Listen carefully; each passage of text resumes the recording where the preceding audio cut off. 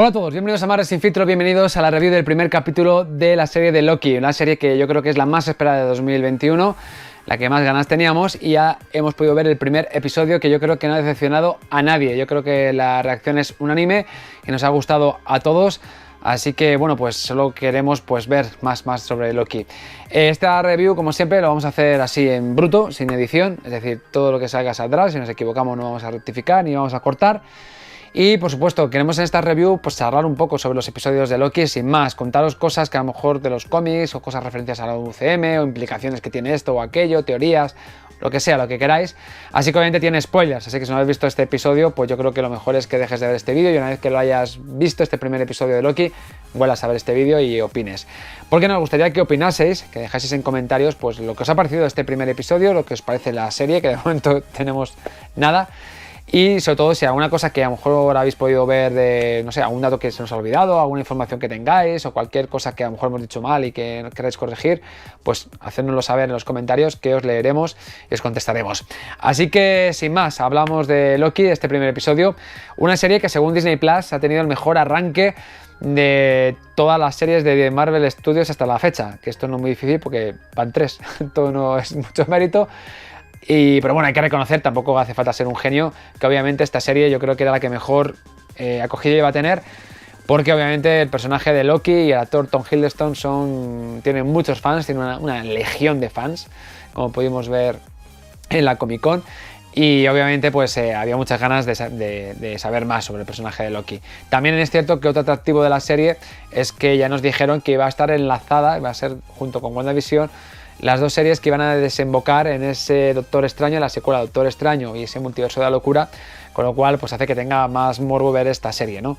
Así con estos dos elementos era lógico que probablemente esta sea la serie más esperada, la que más tirón tenga de todas las que Marvel Studios ha planificado para este año. Hablamos ya de la serie, entramos en detalle y hay que reconocer que lo primero me he quedado totalmente encantado, es decir, me ha molado muchísimo, creo que es perfecta la forma en la que ha realizado el diseño de producción de la serie, cómo han representado la agencia de variación temporal, que las siglas serían AVT, que yo, si me permitís, voy a utilizar las siglas en inglés TVA, porque aquí AVT, aquí en España tiene otra connotación, se utiliza para otro tipo, es las siglas de la Asociación de Víctimas del Terrorismo, y para evitar cosas raras pues prefiero utilizar TVA para no confundir y dejarlo como las siglas en inglés, ¿vale? Así que por esa parte, bueno, pues la forma en la que han representado nos ha encantado. Podemos definirlo como un aspecto, un estilo retrofuturista. Es como pues esas películas de ciencia ficción de los años 60, quizá a principios de los 70, bueno, las primeras películas de ciencia ficción, que cuando tenían que representar el futuro, pues lo tenían que hacer con lo que tenían a mano, y en ese momento lo que tenían a mano pues son esos enormes monitores con unas pantallas curvas, pero no como las curvas de ahora, sino de cristal grueso y bueno, pues llenos de condensadores y demás historias. Y bueno, es cierto que el propio director no sé si el director o el escritor de la serie decía que bueno, que se habían inspirado bastante en Stanley Kubrick, porque decía que de pequeño rodaron La Naranja Mecánica muy cerca de su casa, y es cierto que nos recuerda a muchas cosas, a La Naranja Mecánica, a películas de Kubrick, a 2001 Odisea en el espacio y a películas muy de ciencia ficción pues de aquella época. O sea, realmente es eso, retrofuturo, un retrofuturo claro y duro, que yo creo que vamos, también decía el director que se había inspirado en Blade Runner, pero yo Blade Runner lo veo un poco más camino hacia el cyberpunk que hacia lo retrofuturista, ¿no? Es cierto que en Blade Runner había algún cachivache que probablemente veamos aquí en la serie, pero yo creo que iba más al tema más cyberpunk que a lo que vemos aquí. Yo creo que para mí siempre tengo claro que desde que en el momento que se estrenó Star Wars hubo un antes y un después en la forma de presentar el futuro, la tecnología o bueno, todo el tema de estar avanzados tecnológicamente, ¿no? Y yo creo que hubo un antes y después con Star Wars por todo lo que mejoró George Lucas en temas de efectos especiales y de diseñar pues naves, tecnología y demás. Y yo creo que bueno, pues la serie ha ido por este lado. Un aspecto que mola mucho porque yo creo que hasta atemporal, o sea, es una cosa que, bueno, pues es vieja, es antigua, es retro, incluso podemos decir es vintage, pero al mismo tiempo pues es moderna, tiene un aspecto moderno, ¿no? Está muy bien hecho. Me hace gracia porque es una especie de... yo en mi mente me lo comparé con Matrix, cuando en Matrix decidieron las computadoras que para que los humanos fuesen más productivos en la generación de energía, hacerles vivir en un mundo, en ese Matrix, a imagen y semejanza de lo que es el mundo actual, que según ellos fue la cúspide de la humanidad.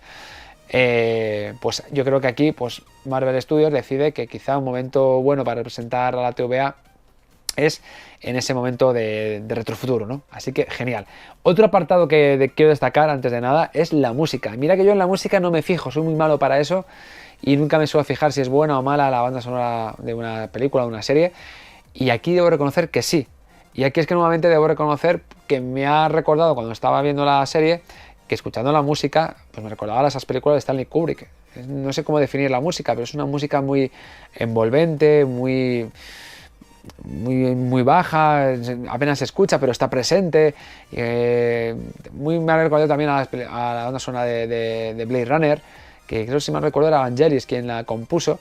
No es que sea una música de sintetizador, no sé, a lo mejor sí, yo ya te digo que no soy muy entendido en esto, pero con mucha calma, con mucha quietud, con mucha temporalidad de nuevo, o sea, tanto con el aspecto visual como en el aspecto musical, hace que la TVA tenga un aspecto como atemporal, ¿no? Y me ha parecido increíble, o sea que hay que quitarse el sombrero, porque ya de momento esta serie ya demuestra que en ese apartado tiene una gran calidad.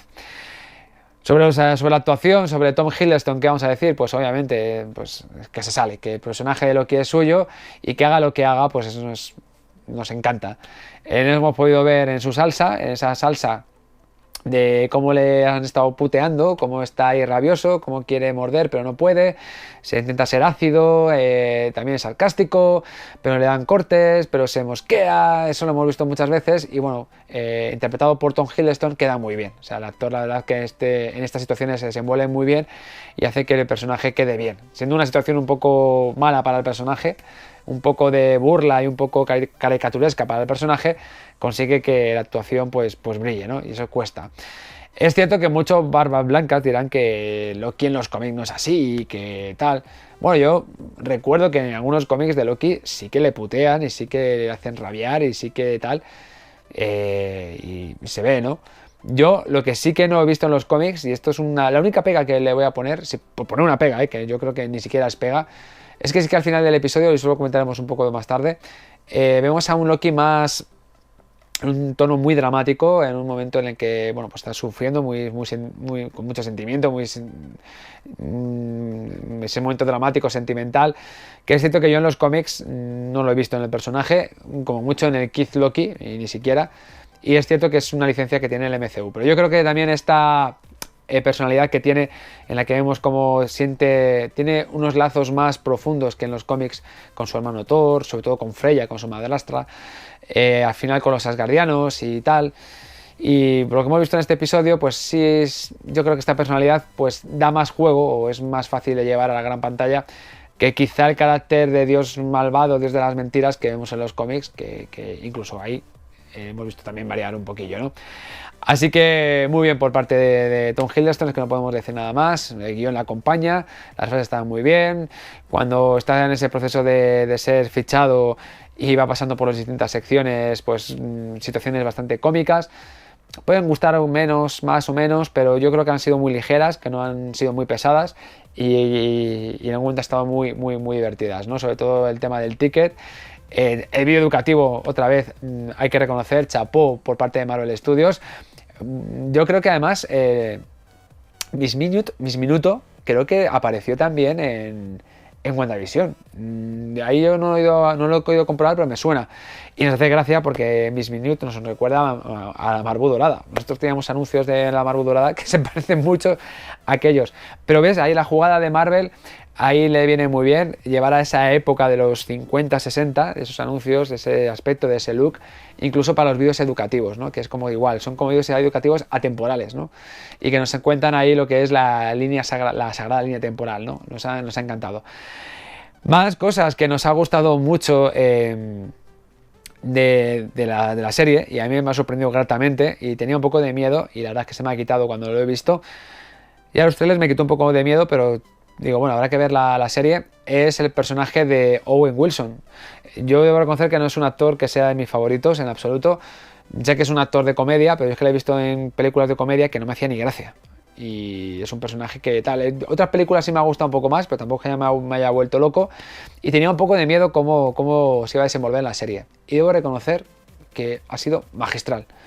Y se acerca mucho al personaje de Loki, al nivel de interpretación de Tom Hiddleston. Yo creo que se acerca bastante, porque yo creo que va muy serio. Es un personaje que podrían haberle hecho muchas más gracias, muchos más chistes, y le han puesto las gracias y los chistes justos y muy medidos y muy bien colocados, y le han puesto en un papel que a mí me ha encantado. O sea, cuando coge a Loki y habla con Loki, me ha parecido muy bueno, y le veo muy serio, que es lo que me da más miedo.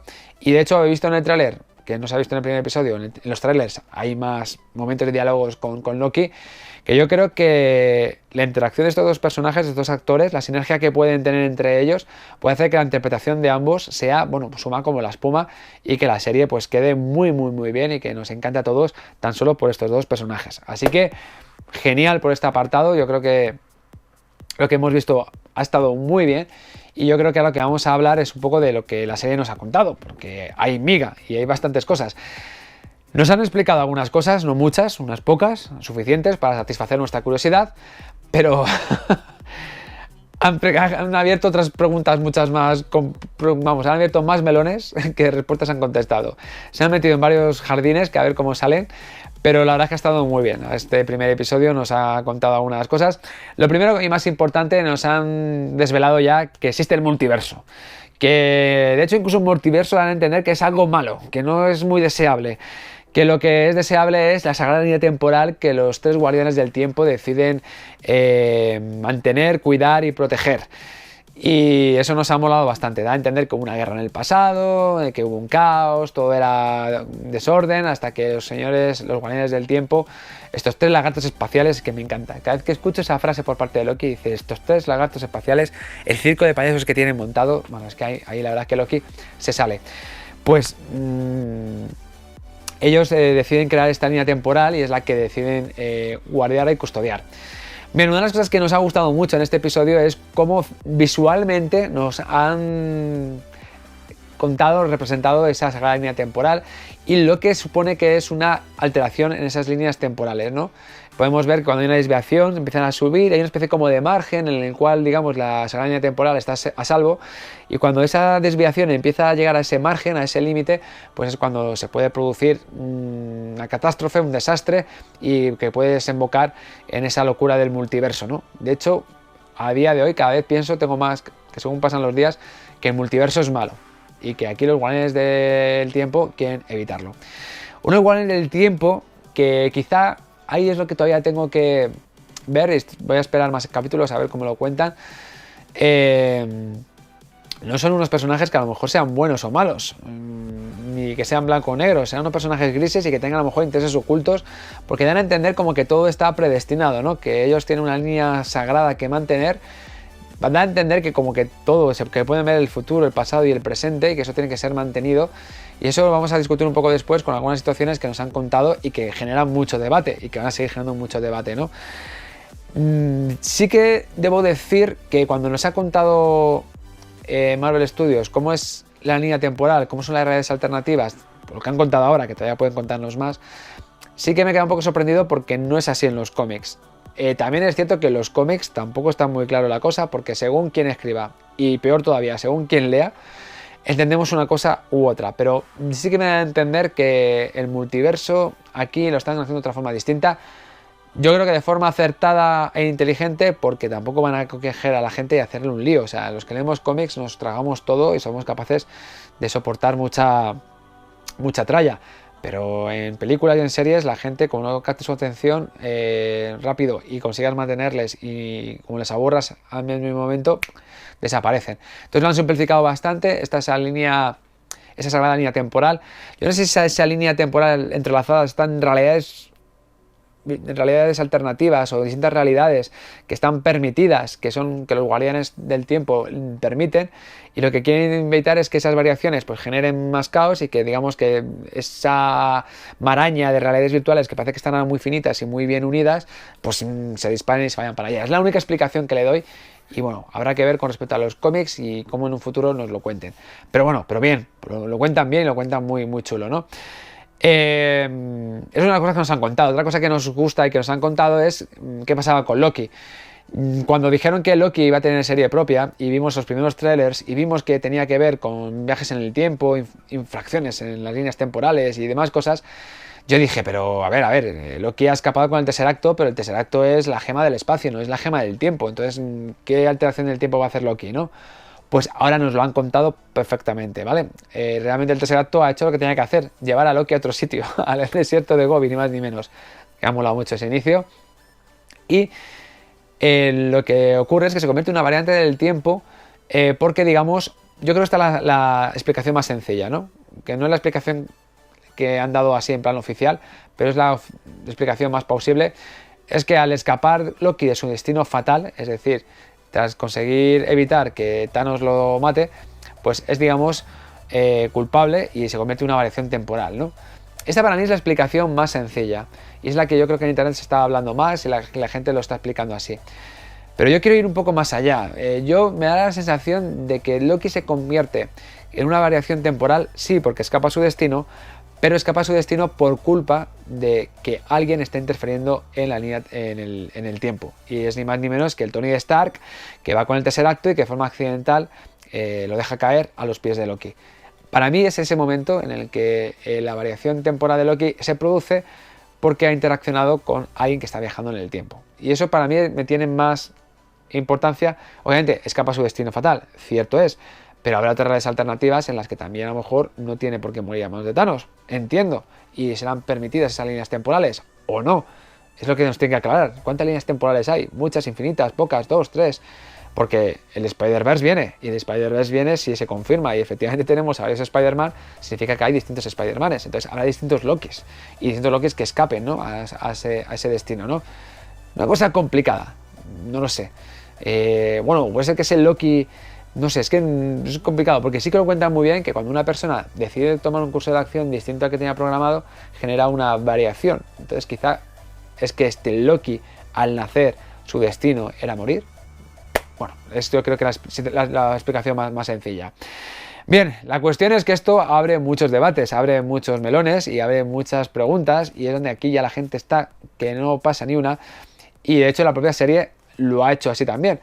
De hecho, cuando le acusan a Loki de infringir las leyes del tiempo, le dice, bueno, yo es que no las he infringido, las han infringido los Vengadores, que ellos han estado viajando en el tiempo. De hecho, es buenísimo, y lo que me he podido reír cuando le dice Loki, pude distinguir la colonia de 2 Tony Stark. O sea, es que yo me partía de risa. O sea, lo listo que es Loki y cómo consigue saber que, bueno, pues que realmente todo esto tiene que... algo los Vengadores con el viaje en el tiempo, además mola mucho y dice, supongo que para impedir que yo me haga con el poder, o sea, bueno, algo así, esto no estoy parafraseando. Increíble, o sea, es súper divertido. En fin, pero es cierto, es decir, los Vengadores al parecer dan a entender, se lo dice la propia serie, que estaban destinados, o que el destino de los Vengadores era hacer ese viaje en el tiempo. Entonces es una cosa curiosa, es decir, los Guardianes del Tiempo sí permiten ciertas alteraciones en el tiempo, pero no otras, y esto sobre todo abre un gran debate en, bueno, a lo mejor los Vengadores sí iban a hacer eso para Thanos, y sí que estaba escrito que iban a hacer eso, pero es que luego tenemos a un Steve Rogers que se dedica a viajar por el tiempo devolviendo gemas, y eso, si no es una alteración del tiempo, si no es una variación del tiempo, yo no sé lo que es. Pero bueno, no sé, a lo mejor los de la TVA deciden que lo que está haciendo Steve Rogers está bien, es para proteger la sagrada línea del tiempo y se lo permiten. Pero bueno, ahí hablaremos un poco más adelante sobre todo una cosa que ha tenido mucho revuelo en internet y que nos ha hecho también mucha gracia.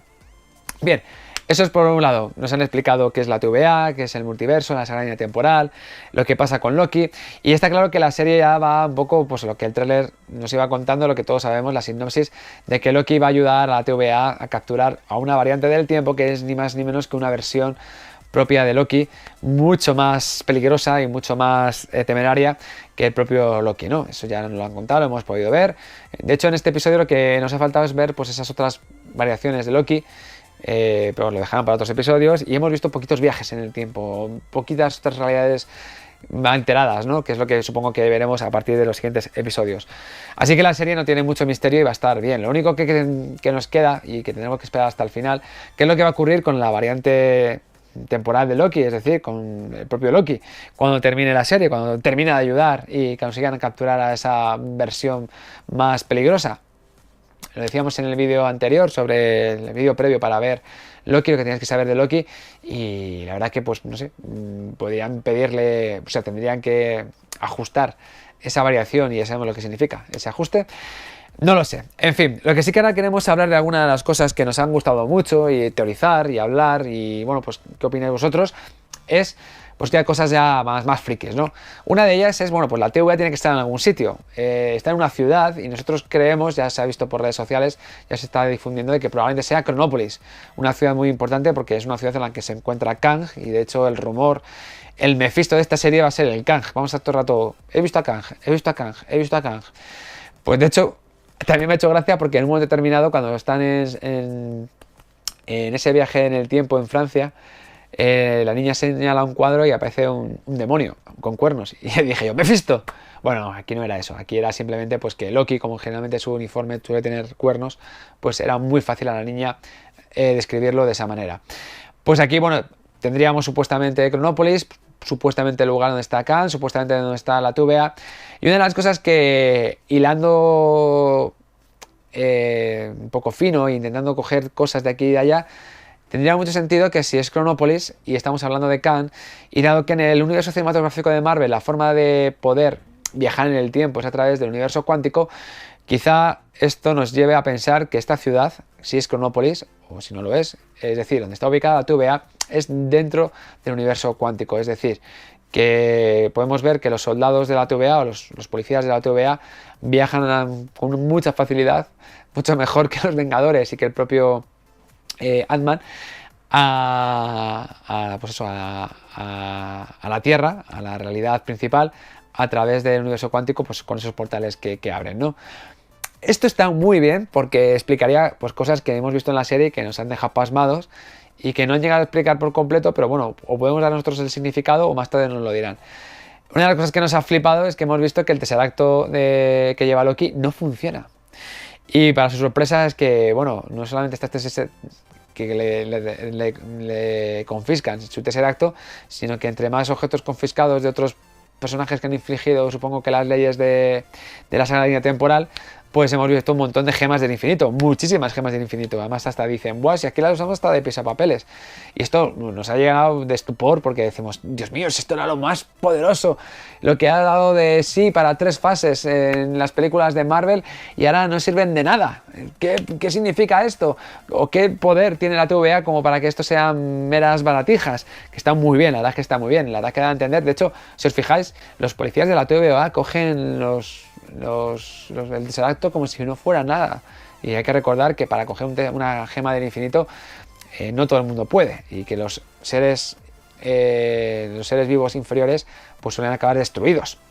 Bien, eso por un lado. Entonces aquí vamos a contar ciertas cosas o recordar ciertas cosas. ¿Os acordáis cuando Ant-Man consigue volver en Endgame y es porque está en el universo cuántico cuando se produce el chasquido de Thanos? Bueno, ya en ese momento ya se estuvo diciendo que probablemente Scott Lang sobrevivió al chasquido de Thanos porque estaba en el universo cuántico, y que probablemente el universo cuántico no se había afectado por el chasquido de Thanos. La verdad que tenía todo el sentido del mundo. Puede ser eso, o simplemente que Scott Lang estaba en el 50% de la población que iba a sobrevivir. Podría ser otra explicación. Pero desde un principio, ya en su momento, se estuvo insistiendo en que probablemente Scott Lang sobrevivió porque estaba en el universo cuántico, y que de haber habido más gente en ese universo cuántico, esas personas hubieran sobrevivido. También es tan fácil que no lo respondan como saber si en el universo cuántico se produjo esa diezma, si desapareció la mitad de los seres vivos que existen en el universo cuántico. Suponemos que en la TVA desaparecieron la mitad. Sí, no. A entender, yo creo que lo más fácil es decir que no. Así que esto tendría todo el sentido del mundo de que obviamente si las gemas del infinito no operaron en el universo cuántico, pues obviamente no funcionen y sean más que un pisapapeles. Esto además a mí me gusta mucho y por eso me está volviendo súper friki, porque quizá me desvíe del tema y me vaya a otras cosas, pero es que me flipa y me mola. Y esto es una de las cosas que siempre, desde que he conocido, he leído cómics, novelas, ciencia ficción, he jugado al rol, siempre me ha flipado. Es una especie como de explicación de cómo funciona el universo, ¿no? Cómo funciona todo, ¿no? En los juegos de rol, en Dungeons and Dragons, siempre me encantaba una parte que explicaba un poco cómo era el universo o el multiverso en un juego de rol, bueno, o mejor dicho, en el juego de rol de Dungeons and Dragons. En Dungeons and Dragons, digamos que donde tenían lugar todas las aventuras, donde los aventureros nacían, crecían y morían, ese es, digamos, el plano material de la Tierra. Cuando esos guerreros, esos aventureros se hacían más poderosos y tenían aventuras cada vez más épicas y de carácter cada vez más cósmico, poco a poco acaban descubriendo que aparte de donde vivían, de su planeta, de su lugar natal, de su tierra, eso era nada más ni menos que el plano material primario, y era una pequeña mota de polvo en algo llamado planos exteriores. En esos planos exteriores vivían los dioses, eran los planos exteriores donde vivían en los planos superiores, con los planos exteriores superiores eran los, digamos, el paraíso, el cielo, era donde vivían los dioses, pues la mitología nórdica, la griega, incluso hasta las propias mitologías de los propios juegos de rol, de los dioses de cada campaign setting que teníamos, y los planos inferiores vivían los demonios, los diablos y todo esto. Eso era, digamos, que por fuera, un montón de lugares, que eran otros planos de existencia, pero al mismo tiempo existían los planos interiores, y los planos interiores eran, digamos, se encontraban dentro, digamos, de la materia. Si fuéramos más pequeños que un átomo, y esto me recuerda a lo que es el universo cuántico, si nos hiciéramos más pequeños que un átomo, podíamos viajar a esos planos interiores. Bueno, así no lo explicaban tan detallado en Dungeons and Dragons, pero yo siempre lo entendía así, que los planos interiores eran dentro, digamos, de la propia materia y los planos exteriores estaban, pues bueno, hacia afuera. De hecho, se decía que los planos interiores era un lugar bastante inaccesible por parte de las potencias superiores, es decir, por parte de los dioses, y que era pues con una cosa muy distinta, ¿no? Eran los planos elementales, que eran los que daban forma a cualquier cosa que existe. Estamos hablando pues del plano elemental del fuego, del agua, del aire, de la tierra, el plano elemental de la energía positiva y la energía negativa, que todo ello unido generaba otros semiplanos, llamados cuasiplanos elementales, y todos ellos conformaban lo que es la materia, ¿no? Precioso, esto me encantaba, esto cada vez que lo escuchaba me encantaba jugar aventuras en los planos exteriores e interiores. Pues esto me recuerda muy parecido a lo que están haciendo en el universo cinematográfico de Marvel. Que el universo cuántico sea eso que está dentro, digamos, de la materia. Cuando te haces más pequeño que el átomo, estás ahí dentro. Y ahí dentro, pues las cosas no funcionan como ahí fuera. Siendo la esencia misma de lo que está compuesto la materia, quizá las gemas del infinito no funcionan como deberían funcionar, y de hecho la magia tampoco funciona. Así que es la explicación porque vemos que Loki intenta escapar, usa sus trucos de magia y no funciona y no puede. La cuestión es, ¿qué funciona ahí dentro? Y es lo que ya te digo, han abierto otro melón más. La tecnología Star funcionaría, es decir, una tecnología traída de la Tierra funcionaría dentro del universo cuántico. Bueno, las máquinas de Ant-Man sí funcionan, o parece que funcionan. ¿El suero super soldado funcionaría dentro del universo cuántico? Bueno, es algo que está, digamos, en el organismo de Steve Rogers. Entiendo que sí. ¿Los poderes mutantes funcionarían? Pues a lo mejor es algo parecido al suero del super soldado y sí. La magia hemos visto que no. ¿Qué otras cosas no funcionarían? La verdad que es que mola mucho porque no sabemos muy bien qué funciona y qué no funciona.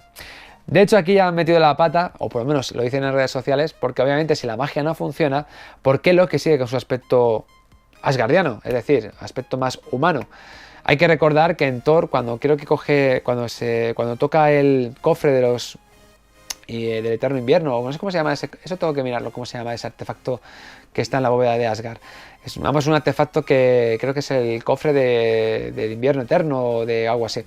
Bueno, pues es un cofre que tiene yo creo que ver con el tema de su legado como gigante de hielo. Hay que recordar que Loki es el hijo del rey de los gigantes de hielo, y en la película de Thor veíamos que al tocar ese cofre pues se revelaba su verdadera apariencia, que es azul y un tanto deforme en su cara, más parecido a un gigante, ¿no?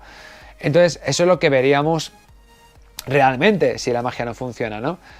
Bueno, aquí vamos a ser buenos, vamos a echar un capote a Marvel Studios y vamos a decir que, bueno, que aquí explicaciones las hay y bastantes. La primera de ellas podemos decir que realmente la forma de Loki a lo mejor tampoco es la que vimos en esa película cuando tocó el cofre. A lo mejor lo que significa es que cuando Loki toca algo que tiene que ver con su linaje o que está muy relacionado con ese frío o con ese legado de los gigantes de hielo, pues digamos que su naturaleza de gigante de hielo se hace más grande o se potencia y entonces su aspecto cambia. O sea, es como si, digamos, tuviera un buffer, le dieran un chute de lo que es su esencia y se convirtiera más en gigante, pero que a lo mejor siempre hubiera tenido esa apariencia de asgardiano normal y corriente, ¿no? O también podemos decir que la magia, el ser, la apariencia que tiene como asgardiano normal y corriente, la lleve tanto tiempo en sí, sea un hechizo tan permanente, sea tan innato en él, que sí que llega a funcionar incluso dentro de la TVA, ¿no? Pero vamos, ahí ya la han pillado la primera a Marvel Studios. Pero no solo la han pillado esta, la han pillado otra que eso sí que nos está dejando a todos locos. Y es que cuando vemos que Loki escapa de la sala donde está siendo interrogado por Mobius, y vuelve, digamos, a esa zona de reentrada por parte de la TVA, donde todo el mundo va reentrando después de esas incursiones, pues de repente vemos fugazmente como aparece un soldado, un guardia de la TVA con una mujer.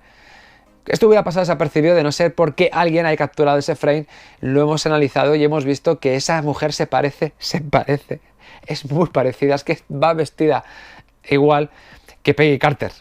Y esto nos ha dejado a todos locos. Porque puede ser que Peggy Carter haya sido convertida en una variante temporal en alguna realidad, pero es que no hace falta ir a ningún sitio. Es que esa Peggy Carter ha podido estar en contacto con Steve Rogers, que estaba viajando en el tiempo, y eso podría ser la excusa más que suficiente por la que la TVA ha ido a buscarla y a hacerla prisionera. Eso es una teoría que nos ha vuelto a todos locos. Yo no sé si esto lo han hecho a posta, si es una casualidad, si es que ha sido... Bueno, no sé el motivo, pero claro, todos estamos diciendo, joder, pues a lo mejor es que es cierto que Steve Rogers, como está haciendo de las suyas, pues ha tocado a la Peggy Carter, ha interaccionado con ella, ha podido sobrepasar ese famoso margen, han ido a por ella y la van a interrogar. Ahora, eso sí, como es lo de los buenos, a lo mejor le dan el visto bueno y la dejan vivir y no la eliminan, o qué sé yo, no lo sé, pero ya estamos todos ahí dale que dale con el tema de los viajes temporales, porque todavía están esa historia de Steve Rogers y sus viajes en la devolución de las gemas del infinito.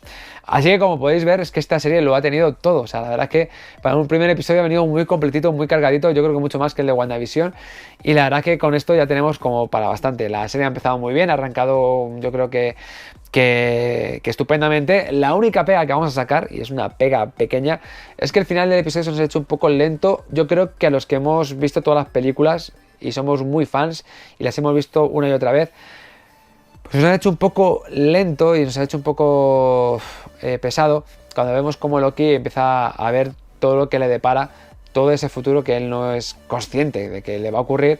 Y obviamente es importante y obviamente es una pega que sacamos absurda, porque es algo que tenían que hacer sí o sí.